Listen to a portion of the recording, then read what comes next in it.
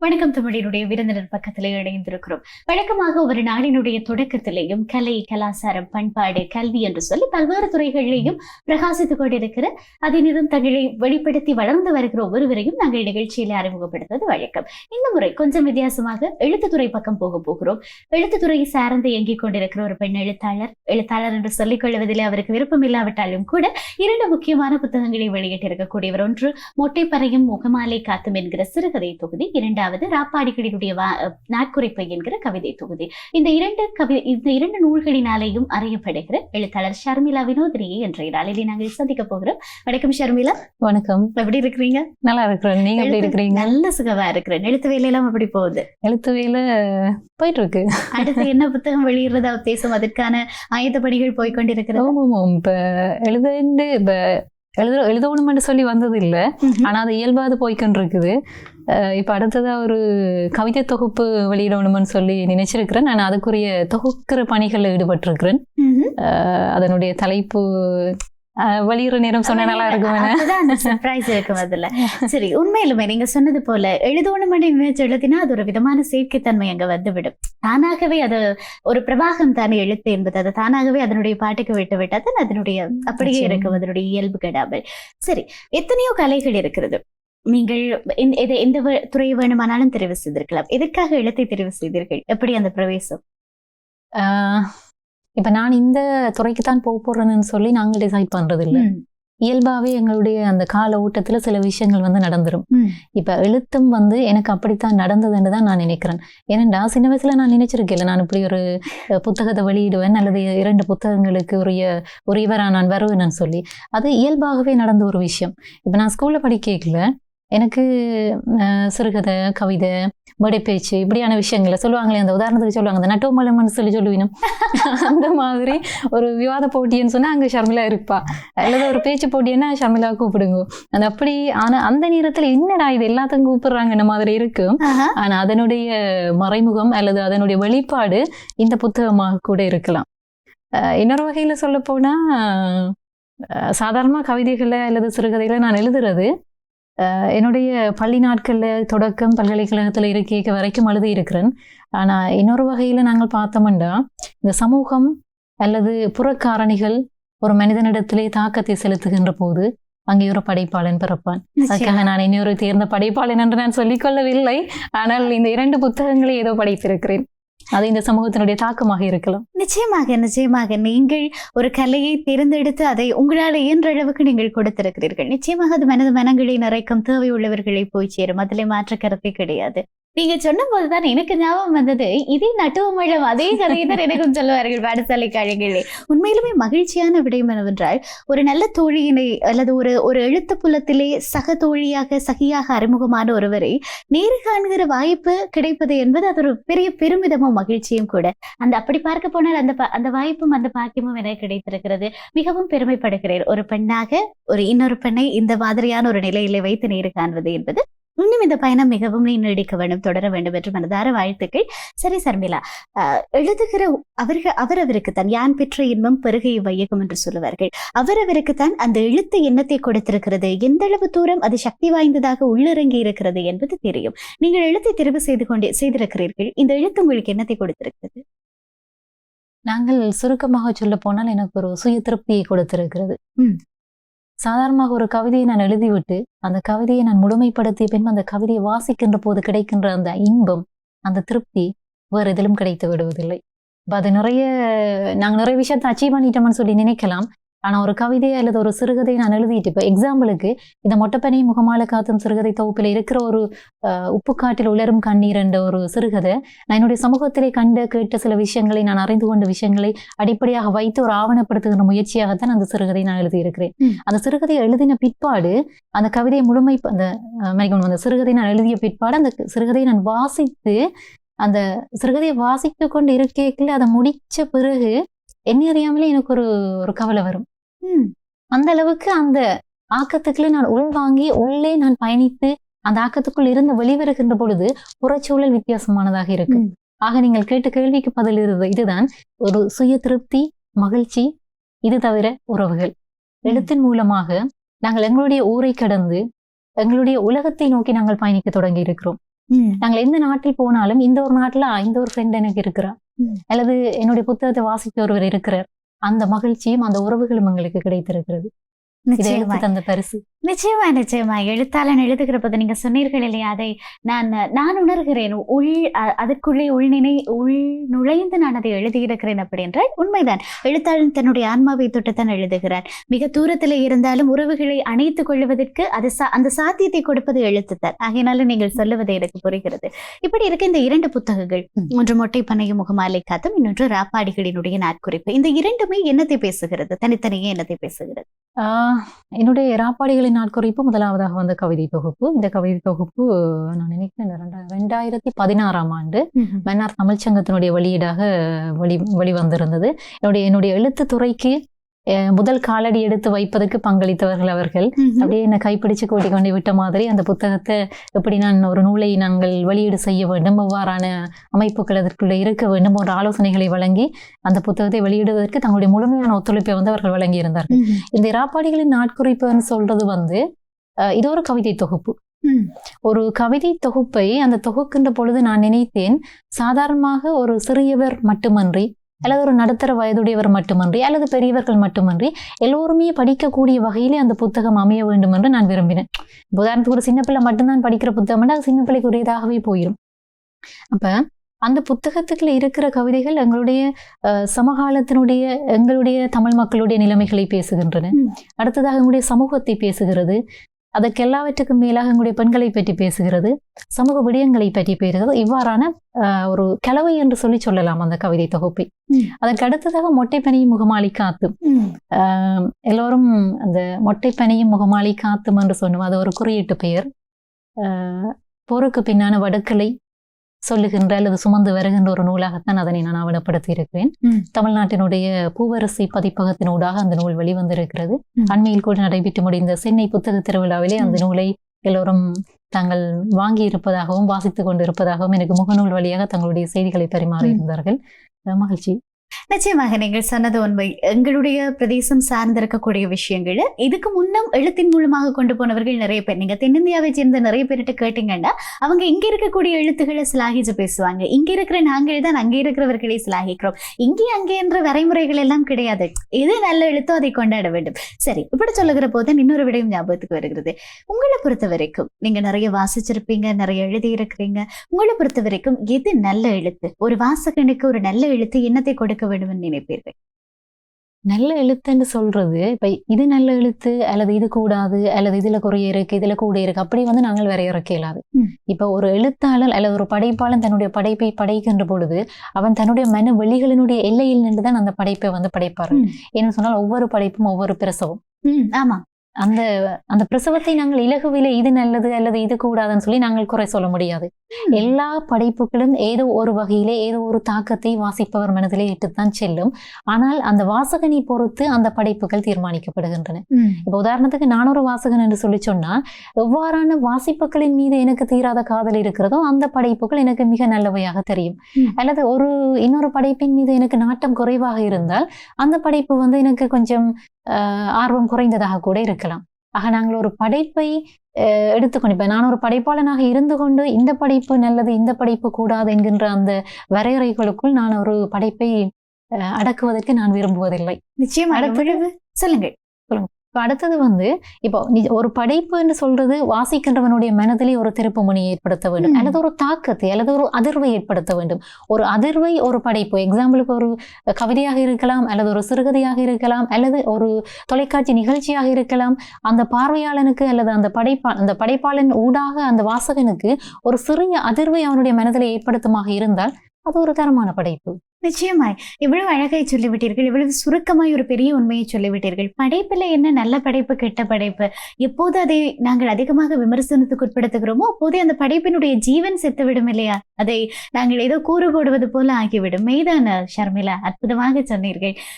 சரி, இப்போதெல்லாம் பலருக்கு ஒரு அச்சத்தை ஏற்படுத்தி இருக்கிற விஷயம் என்னன்னா, எதை எடுத்தாலும் இப்போது சமூக வழி திறந்திருக்கிறது. சமூக ஊடகங்களில் எழுதுவதற்கான வாய்ப்புகள் அதிகம் இருக்கிறது. யாரும் எதையும் எழுதலாம் என்கிற அளவுக்கு அந்த வழி திறந்து விடப்பட்டிருக்கிறது. ஆகையினாலே நல்ல நல்ல படைப்புகள் மீதான விமர்சனங்கள் தாறுமாறாக முன்வைக்கப்படுகிற போது சில விஷயங்களை கொடுப்பதற்கே எழுத்தாளர்கள் பின் நிற்கிறார்கள். அதன் மீதான விமர்சனங்களை பார்க்கிற போது இப்போது எடுத்ததெல்லாம் விமர்சிக்கிற ஒரு கலாச்சாரம் வளர்ந்து வருவதனாலே அதை பற்றி நீங்கள் என்ன சொல்லுகிறீர்கள்? சுருக்கமாக சொல்ல போனால் கிராமங்களிலே ஒரு பழமொழி கூறுவார்கள், காய்க்கின்ற மரத்திற்கு தான் கல்லறி விழும். நாங்கள் செய்கின்ற ஒவ்வொரு காரியத்திற்கும் எப்படியும் உதாரணத்துக்கு இப்ப எங்களுடைய குடும்பத்தில் இருக்கலாம், அல்லது சமூகத்தில் இருக்கலாம், அல்லது நாங்கள் வேலை செய்கின்ற வழிகளிலே இருக்கலாம், எங்கே இருந்தாலும் ஒரு விமர்சனம் எல்லாமே இருக்காது. ஆனா விமர்சனத்துக்கு பயந்தவர்களால் எதையும் சாதிக்க முடியாது. ஆக இந்த விமர்சனங்களை எல்லாம் தாண்டி எவன் ஒருவனால் நடைபாயில முடியுமோ அவன் நிச்சயமான ஒரு வெற்றியாளனாகுவான். அதே நேரத்திலே விமர்சனங்கள் ஆரோக்கியமான ஒரு திறவுகோலுக்கு வழிகோலாகவும் இருக்கும். இந்த விமர்சனங்களை நாங்கள் செவிமடுக்கின்ற பொழுது எங்களிடத்திலே ஏற்படுகின்ற, இப்போ உதாரணத்துக்கு என்னுடைய நூலிலே ஒரு விமர்சனத்தை முன்வைக்கிறார்கள் என்றால் அந்த விமர்சனம் என்னை ஆக்குவதற்கான அல்லது என்னை ஒரு முயற்சிப்படுத்துவதற்கான ஒரு முயற்சியாக கூட இருக்கலாம். யார் அந்த விமர்சனத்தை முன்வைக்கிறார்கள் என்பதில் இருக்கிறது. நீங்கள் சொன்ன அந்த சமூக வலைத்தளங்களின் ஊடாக யார் அந்த விமர்சனத்தை முன்வைக்கிறார்கள் அல்லது எவ்வாறான விமர்சனத்தை முன்வைக்கிறார்கள் என்பதை நாங்கள் ஆழமாக நோக்குகின்ற பொழுது நாங்கள் ஒரு தெளிந்த நீரை போல அமைதியாக இருக்கலாம். இந்த விமர்சனங்களை கண்டு நாங்கள் கொந்தளிப்பதோ அல்லது ஆர்ப்பரிப்பதோ தேவையற்ற விடயம். நிச்சயமாய். இப்படி இருக்க இந்த மாதிரியான விடயங்களை எல்லாம் பயணித்துக் கொண்டிருக்கிற போது இலங்கையிலே இப்போது எழுந்திருக்கக்கூடிய பெண் எழுத்தாளர்களிலே யார் சிறப்பாக செயற்படுகிறார்கள்? யாருடைய எழுத்துகள் சிலாகித்து சொல்லப்பட வேண்டியது, யாருடைய விஷயங்கள் உண்மையாகவே காத்திரமான விடயங்களை பேசிக் கொண்டிருக்கிறது என்று நீங்கள் நினைக்கிறீர்கள்? நீங்க என்ன சண்டையில மாட்டி விடுற மாதிரி? இல்லை, அப்படி இல்லை, அப்படியெல்லாம் இல்லை. ஆனாலும் யாரெல்லாம் குறிப்பிட்டு நாங்கள் காட்ட வேண்டிய ஒரு தேவை இருக்கிறது, சிறப்பாக யாரெல்லாம் செயல்படுறாங்க, அவர்களுக்கு ஒரு அங்கீகாரமாக கூட இந்த களம் இருக்கும் என்பது நிச்சயமாக. நான் ஜோக்கா சொல்லியிருந்தேன். என்ன சொன்னா ப்ரோக்ராம் சீரியஸா போய் கொண்டு இருந்தாலும் பாக்குறாங்களே கொஞ்சம் போர் அடிக்குமே. ஓகே, நாங்கள் எழுத்துக்கள்னு சொல்லி பார்த்தோம்னா இலங்கையில பெண்கள் இப்ப இல்லை, கனகாலமாவே எழுதி கொண்டு வரையணும். ஆனால் பெண்களுடைய எழுத்துக்கள்ல அநேகமானவர்கள், இப்ப உதாரணத்துக்கு எனக்கு மூத்தவர்கள், இப்ப நான் என்னுடைய வயசுல இருந்து பார்க்கும்போது என்னுடைய பாட்டி காலத்துல இருந்து எழுதி கொண்டு வரையணும். ஆனா இப்ப நான் இருக்கிற காலத்துல நான் வாசிக்கிற நூல்கள் என்று சொல்லி சொன்னா எல்லாருடைய நூல்களும் ஓரளவுக்கு நல்லா தானே இருக்கு. ஓரளவுக்கு எல்லாமே நல்ல நூல்கள் தான். நான் ஏற்கனவே ஆரம்பத்துல சொன்னேன்னா நூல்களை பதிப்பித்து வெளியீடு காண்கிற வரைக்கும் அது ஒரு பிரசவம். ஒவ்வொரு எழுத்தாளனும் ஒரு தாயாக பிறந்து எழுகிறான். ஆகவே நான் அவர்களுடைய படைப்புகளை இது நல்லது இது கூடாது என்று நான் எந்த அரங்கிலும் நான் எடை போட மாட்டேன். அந்த எடை போடுவதற்குரிய தகுதியும் எனக்கு இல்லை. ஆனால் அண்மை காலமாக எங்களுடைய நாட்டிலே, அதாவது எங்களுடைய ஈழத்திலே நான் வாசித்து வருகின்ற அல்லது ஆவணப்படுத்துகின்ற ஒரு முயற்சியாக நூல்களை எழுதி வருகின்ற டீச்சர் அக்காவினுடைய நூல்கள், அவருடைய நூல்களை நான் வாசித்திருக்கிறேன். அந்த நூல்களை வாசிக்கின்ற பொழுது ஒவ்வொரு வாசகனும் ஒரு இரத்தமும் சதையுமான உணர்வுகளை பெறக்கூடிய ஒரு ஆவணப்படுத்துகின்ற அந்த நூல், அவருடைய நூல்களை வாசிக்கலாம் என்று நான் பரிந்துரைப்பேன். ஏனெனில் எங்களுடைய சம்பவங்களை அல்லது இளைய தலைமுறைகள் அறிந்து கொள்ள வேண்டுமாக இருந்தால் அவருடைய நூலூடாக பயணிக்கலாம். அடுத்தது ஷர்மிளா சயீத்தினுடைய அவருடைய நூல்கள், அவருடைய அண்மையில் கூட அவருடைய நாவல் ஒன்று வெளிவந்திருக்கிறது, அவருடைய நூல்களையும் படிக்கலாம். நிச்சயமாய். இன்னொரு கேள்வி இருக்கிறது. ஒரு பெண்கள் சார்ந்த நிறையவே அவர்களோட இடையாட்டம் உங்களுக்கு நிறையவே இருக்கிறது, இடை தொடர்புகள் அதிகமாக இருக்கிறதுனால இந்த கேள்வி. பொதுவாகவே பெண்கள் எழுதுகிறார்கள் என்றால் அதிகமாக அவர்களுடைய சொந்த வாழ்க்கைக்கும் அந்த எழுத்துக்கும் இடையிலே சம்பந்தப்படுத்தி பார்ப்பார்கள் அதிகமாக. இப்ப எழுதுறதெல்லாம் ஓகே, இவங்க அனுபவிச்சதை தான் அவர்கள் எழுதுகிறார்கள் அப்படி என்கிற ஒரு பெரிய பிரச்சனை இருக்கிறது. இதுக்காகவே பாதி விஷயத்தை மறைக்க வேண்டிய தேவை இருக்கிறது. வைரமுத்து இந்த குளத்தில் கல்லறிந்தவர்கள் எழுதின மாதிரி ஷர்மிளா போயிட்டு இந்த குளத்தில் கல்லறிந்தவர்கள் எரிஞ்சா முடிஞ்சது.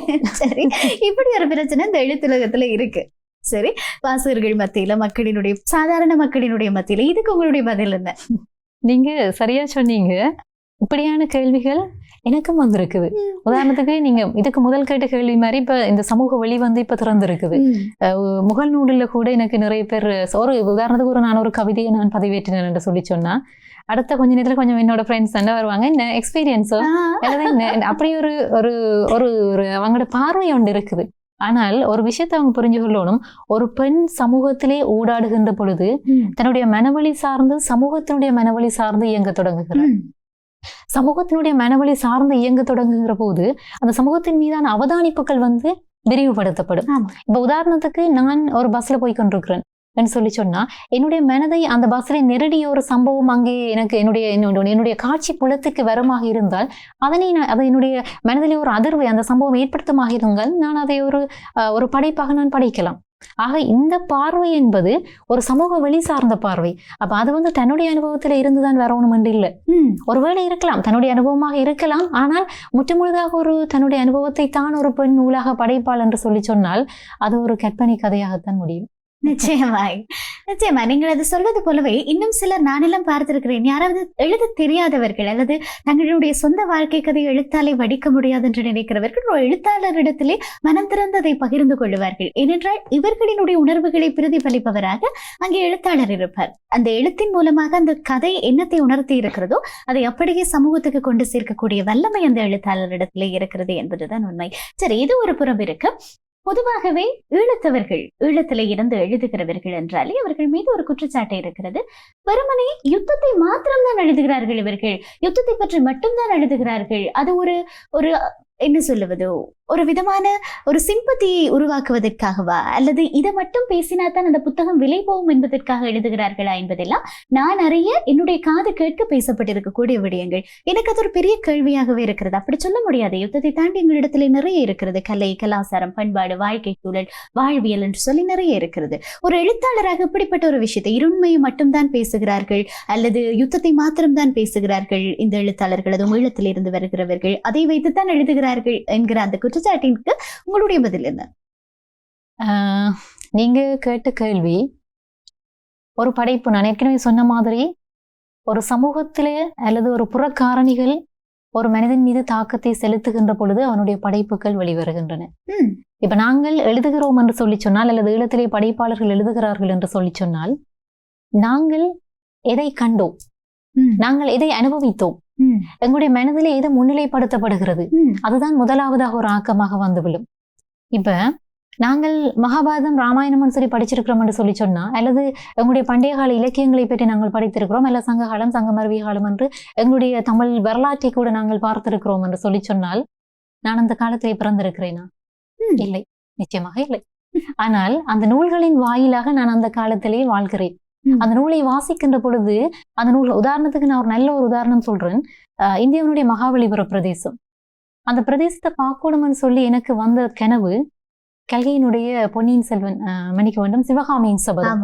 அந்த நூலை வாசித்த பிற்பாடு நான் அந்த இடத்திற்கு நான் செல்ல வேண்டும், அந்த சிற்பங்களை நான் பார்க்க வேண்டும், அந்த குடைவரை கோயில்களை எல்லாம் அந்த என்னுடைய கண்ணுடைய புலக்காட்சிக்கு நான் கொண்டு வர வேண்டும் என்று எனக்கு ஒரு விருப்பம் இருந்தது. அப்ப இது ஒரு சிறிய உதாரணம் அப்படின்னு சொல்லி சொன்னா அந்த காலத்தினுடைய வாழ்வியலை, அந்த காலத்தினுடைய நிகழ்வுகளை, அந்த காலத்துல என்ன சம்பவங்கள் நடந்தது, எவ்வாறு அந்த மக்கள் வாழ்ந்தார்கள், அவர்களுடைய வாழ்வியல் எப்படி இருந்தது, அவர்கள் என்னென்ன துன்பத்தில் இருந்தார்களா அல்லது மகிழ்ச்சியாக இருந்தார்களா போன்ற இன்னொரு சம்பவங்களை நாங்கள் இந்த படைப்புகள், அந்த எழுத்துக்கள் மூலமாக இன்று நாங்கள் படித்துக் கொள்கிறோம் அல்லது நாங்கள் அறிந்து கொள்கிறோம். ஆக எங்களுடைய எதிர்கால சந்ததிக்கு நான் என்னத்தை விட்டு செல்ல போகிறேன்? என்னுடைய எதிர்கால சந்ததிக்கு இப்படி ஒரு சம்பவம் எனக்கு நடந்தது அல்லது நான் இப்படி ஒரு வாழ்க்கையை நான் வாழ்ந்தேன் அல்லது என்னுடைய சனங்களுக்கு இப்படி ஒரு நிகழ்வு நடந்தது என்பதை நான் என்னுடைய எழுத்தின் மூலமாகத்தான் அடுத்த சந்ததிக்கு நான் கடத்த முடியும். அதற்காக துயரங்களை மட்டும் கடத்துவதில்லை. உதாரணத்துக்கு நான் நிலவை பார்க்கணும்னு சொல்லி சொன்னா என்னுடைய கண்ணுக்கு நிலவை விட அந்த நிலவை நான் நிமிர்ந்து பார்க்க முடியாத என்னுடைய காலங்கள் என்னுடைய மனதிலே வந்து போகும். ஆக அந்த வலியை நான் பதிவு செய்கிறேன். நிச்சயமாய் உண்மை ஷர்மிளா, உண்மை. எழுத்தாளர்கள் வெறுமனே சொற்களையோ எழுத்துக்களையோ அல்லது கரடுமுரடான வார்த்தைகளையோ பதிவு செய்பவர்கள் அல்ல, அவர்கள் காலத்தை பதிவு செய்கிறவர்கள், காலத்தினுடைய பிரதிநிதிகள். அது எத்தனை காலம் இது கடந்து போனாலும் கூட படிக்கிற போது அந்த காலத்திலே நிகழ்ந்திருக்கிறதே அச்சுட்டாக மனக்கண் மூடி கொண்டு வருகிற திறமை எழுத்தாளர்களிடத்திலே தான் இருக்கிறது. சரி ஷர்மிளா, நிறைவாக ஒரு கேள்வி.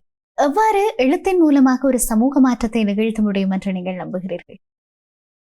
எழுத்தின் மூலமாக சமூக மாற்றம், இதைத்தான் சொல்லுவார்கள், வாசிப்பின் மூலம் மனிதன் பூர்ணம் அடைகிறான்.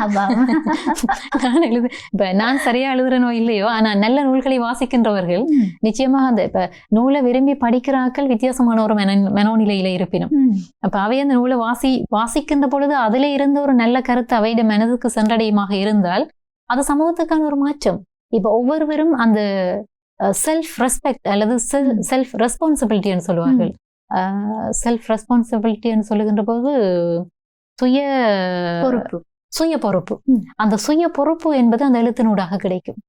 இப்ப உதாரணத்துக்கு ஒரு சிறு குழந்தையை நாங்கள் சிறு வயதிலிருந்து பழக்குவதை விட அல்லது பழக்கி கொண்டு வருவதை போல எழுத்துக்களின் மூலமாக வளருகின்ற ஒரு பிள்ளை அந்த சுய பொறுப்புணர்வுள்ள ஒரு பிள்ளையாக நிச்சயமாக சமூகத்திலே வாழும். அது என்னுடைய அனுபவம் என்று கூட குறிப்பிடலாம். உண்மை ஷர்மிளா, அப்படி பார்க்க போனால் உங்களிடத்திலே ஒரு பெரிய பொறுப்பு இருக்கிறது. எல்லோரையும் சுய பொறுப்புள்ளவர்களாக மாற்றுவது எழுத்தாளர்களுடைய கையில இருக்கிறது. சரியான எழுத்தை கொடுக்கிறது. என்னை பொறுத்த வரைக்கும் எனக்கு அசைக்க முடியாத ஒரு நம்பிக்கை இருக்கிறது. நாங்கள் எதை படிக்கிறோமோ, எந்த எழுத்தை படிக்கிறோமோ அந்த எழுத்து நம்முடைய இயல்பாக மாறும். அன்பின் எழுத்துக்களை படிக்கிற போது நாங்கள் அன்புடையவர்களாக மாறுகிறோம். எதை நினைக்கிறாயோ அதுவாகவே, அதே மாதிரி தான் எதை படிக்கிறாயோ நீ அதுவாகவே ஆகிறாய். ஆகையினாலே ஒரு பெரிய சமூக பொறுப்பு எழுத்தாளர்களினுடைய கையில இருக்கிறது. அதுவும் குறிப்பாக ஈழத்திலே நாங்கள் பேச வேண்டிய விஷயங்கள் நிறைய இருக்கிறது ஷர்மிளா. அப்படிப்பட்ட ஒரு முக்கியமான இடத்திலே நீங்கள் இருக்கிறீர்கள். இன்னும் பல புத்தகங்கள் உங்களிடத்திலே இருந்து வெளிவர வேண்டும். இன்னும் சிறப்பாக, முன்னிலும் சிறப்பாக, முன்னம் எழுதியிருக்கக்கூடிய 2 நூல்களை காட்டிலும் சிறப்பாக இன்னும் பல படைப்புகளை நீங்கள் கொடுக்க வேண்டும்.